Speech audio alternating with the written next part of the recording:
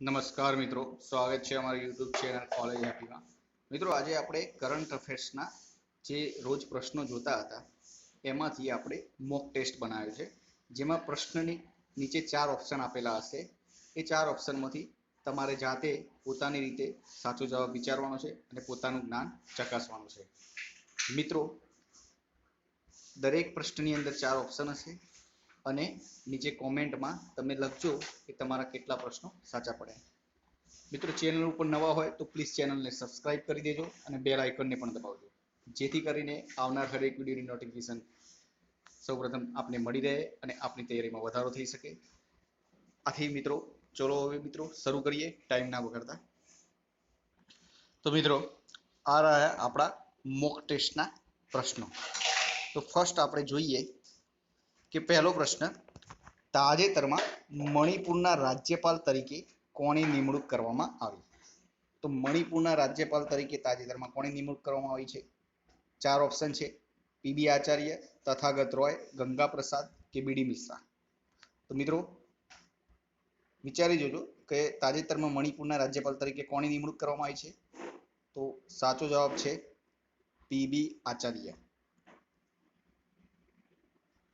તો સાચો જવાબ છે મિત્રો પીબી આચાર્યની તાજેતરમાં મણિપુરના રાજ્યપાલ તરીકે નિમણૂક કરવામાં આવી છે.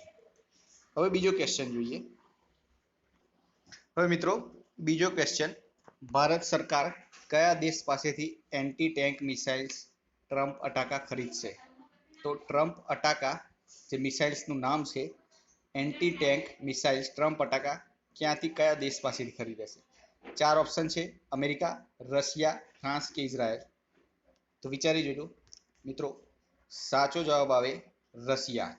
તો ભારત સરકાર રશિયા પાસેથી એન્ટી ટેન્ક મિસાઇલ્સ ટ્રમ્પ અટાકા ખરીદશે. હવે મિત્રો, ત્રીજો પ્રશ્ન, ભારતમાં દર વર્ષે નેશનલ ડોક્ટર્સ ડે ક્યારે ઉજવવામાં આવે છે? તો ભારતમાં દર વર્ષે નેશનલ ડોક્ટર્સ ડે ક્યારે ઉજવવામાં આવે છે? 4 ઓપ્શન: 4 જુલાઈ, 3 જુલાઈ, 2 જુલાઈ કે 1 જુલાઈ. તો કયો જવાબ આવે? સાચો જવાબ આવે છે 1 જુલાઈ.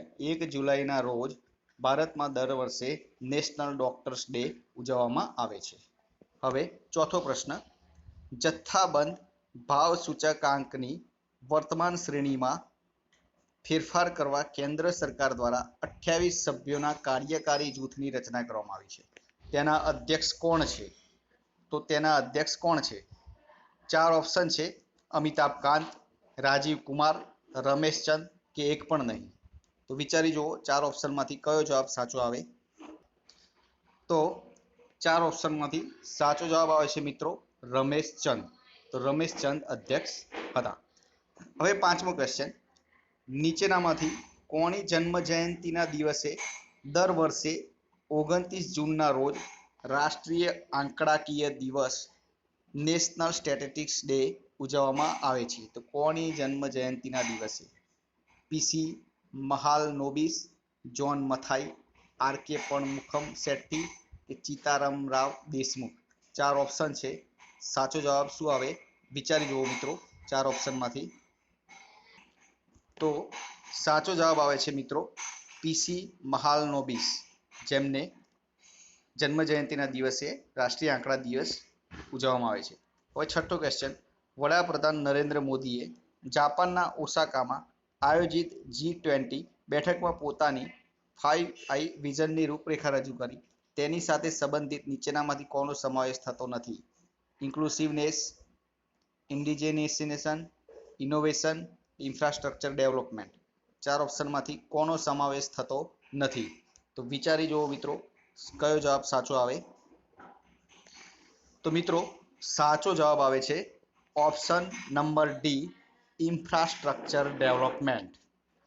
હવે સાતમો ક્વેશ્ચન, વર્ષ 2026માં વિન્ટર ઓલિમ્પિક રમતોત્સવનું આયોજન કયા દેશમાં કરવામાં આવશે? તો 2026માં વિન્ટર ઓલિમ્પિક રમતોત્સવનું આયોજન કયા દેશમાં કરવામાં આવશે? ભારત, ઇટાલી, જાપાન કે ચીન. તો 4 ઓપ્શન છે. સાચો જવાબ, તો મિત્રો સાચો જવાબ આવે છે ઓપ્શન નંબર બી, ઇટાલીમાં. ઇટાલીમાં વર્ષ 2026 વિન્ટર ઓલિમ્પિક રમતોત્સવનું આયોજન કરવામાં આવશે. હવે આઠમો ક્વેશ્ચન, જોઈ લઈએ. 8મા ક્વેશ્ચનમાં તાજેતરમાં આયોજિત G20 શિખર સંમેલનના સંદર્ભમાં નીચેનામાંથી કયા વિધાનો સાચું કે સાચા છે? પહેલું, આ 14મું G20 શિખર સંમેલન છે. સંમેલનનું આયોજન જાપાનના ઓસાકામાં થયું. આ સંમેલનમાં જાપાન, અમેરિકા અને ભારત વચ્ચે ત્રિપક્ષીય બેઠક થઈ. તો 4 ઓપ્શન છે, જેમાંથી કયું સાચું છે? પહેલા ઓપ્શનમાં છે ફક્ત 1, ફક્ત 2, 1 અને 3, 1, 2 અને 3, 3 એ 3 સાચા છે. જે વિચારી જુઓ કયો ઓપ્શનમાં સાચો જવાબ આવે.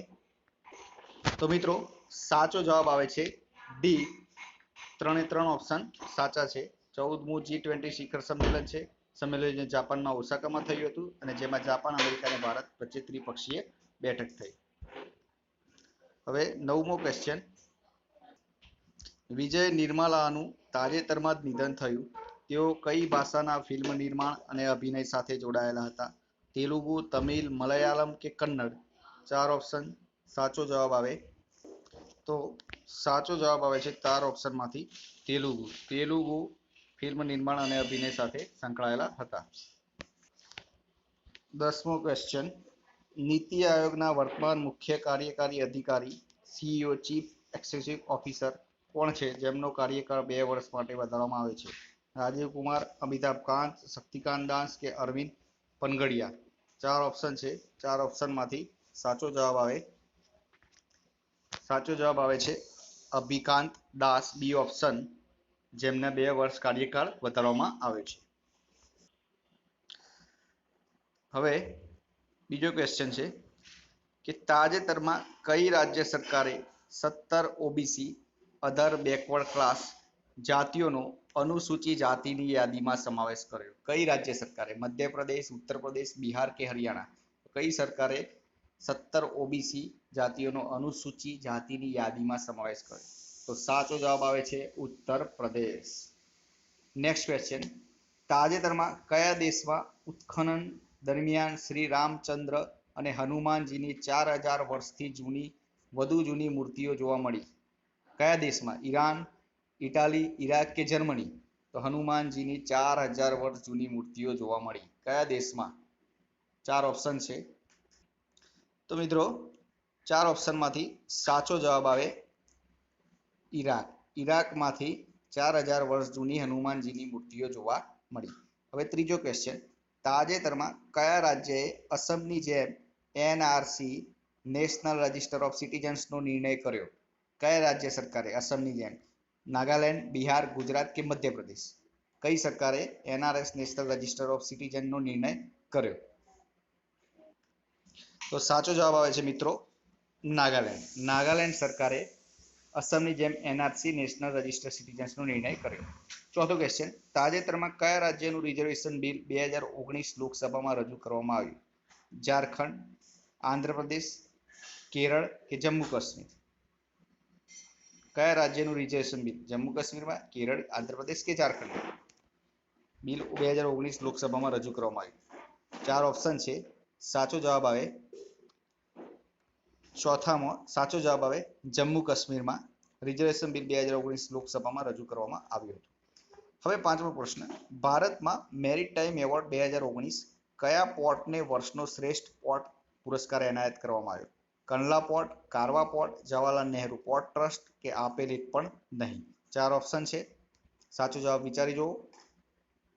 તો મિત્રો સાચો જવાબ આવે છે જવાહરલાલ નહેરુ પોર્ટ ટ્રસ્ટને. કેન્દ્ર સરકારે દેશમાં one nation one ration card યોજના લાગુ કરવા માટે કઈ ડેડલાઇન નક્કી કરી છે? 30 જૂન 2021, 30 જૂન 2020, 30 જૂન 2022 કે 30 જૂન 2019? કઈ ડેડલાઇન નક્કી કરવામાં આવી છે? તો સાચો જવાબ આવે છે one nation one ration card માટે 30 જૂન 2020 ડેડલાઇન નક્કી કરવામાં આવી છે કેન્દ્ર સરકારે. હવે 7મો ક્વેશ્ચન, તાજેતરમાં આંતરરાષ્ટ્રીય એસ્ટ્રોઇડ દિવસ ક્યારે ઉજવવામાં આવ્યો? 30 જૂન, 29 જૂન, 1 જુલાઈ કે 2 જુલાઈ? ક્યારે ઉજવવામાં આવે આંતરરાષ્ટ્રીય એસ્ટ્રોઇડ દિવસ? તો મિત્રો સાચો જવાબ આવે છે 30 જૂનના રોજ એસ્ટ્રોઇડ દિવસ ઉજવવામાં આવે. હવે 8મો ક્વેશ્ચન, 1 જુલાઈ 2019ના રોજ દેશભરમાં ચાર્ટર્ડ એકાઉન્ટ ડે ની ઉજવણી કરવામાં આવી તેના સંદર્ભમાં institute of chartered account of India ની સ્થાપના ક્યારે કરવામાં આવી હતી? 1 જુલાઈ 1959, 1 જુલાઈ 1950, 1 જુલાઈ 1949 કે 1 જુલાઈ 1979? ચાર ઓપ્શન છે. સાચો જવાબ આવે છે મિત્રો 1 જુલાઈ 1949, એટલે કે ઓપ્શન નંબર સી. હવે 9મો ક્વેશ્ચન. તાજેતરમાં લોકસભા હાઉસ ઓફ કમિટીના અધ્યક્ષ તરીકે કોની નિમણૂક કરવામાં આવી? સીવી દેશમુખ, વિરલ આચાર્ય, આરસી ફળદુ કે સીઆર પાટીલ? ચાર ઓપ્શન છે, વિચારી જુઓ. સાચો જવાબ આવે મિત્રો option number D, CR Patil. હવે છે 10મો ક્વેશ્ચન. પ્રિયંકા રામી કરાટેમાં ગોલ્ડ મેડલ મેળવનાર પ્રથમ ગુજરાતી મહિલા કયા શહેરના છે? સુરત, વડોદરા, ગાંધીનગર કે અમદાવાદ? કયા શહેરના છે? સુરત, વડોદરા, ગાંધીનગર કે અમદાવાદ?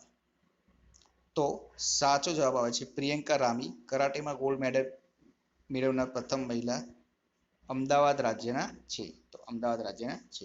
મિત્રો આ તો આપણો મોક ટેસ્ટ કરંટ અફેર્સને લગતો. બીજો વિડીયો કાલે નવા વિડીયો સાથે મળીશું. જય હિન્દ, જય ભારત. ચેનલ ઉપર નવા હોય તો પ્લીઝ ચેનલને સબસ્ક્રાઇબ કરી દેજો અને બેલ આઇકનને પણ દબાવી દેજો. ચલો મિત્રો, હવે કાલે નવા વિડીયો સાથે મળીશું. જય હિન્દ, જય ભારત.